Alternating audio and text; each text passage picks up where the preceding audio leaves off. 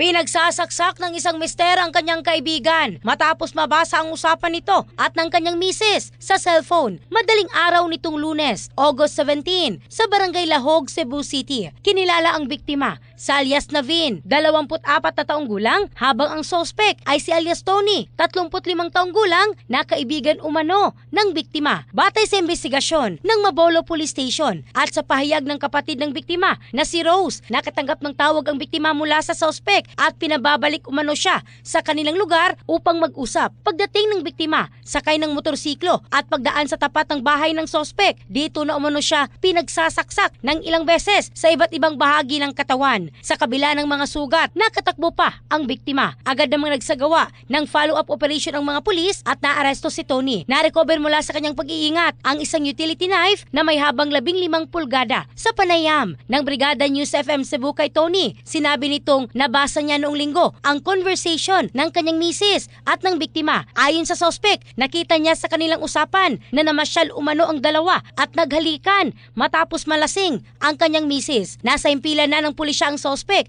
para sa kaukulang disposisyon. In the heart of changing lives, ako si Michelle Craste ng Brigada News Philippines, the Music and News Authority.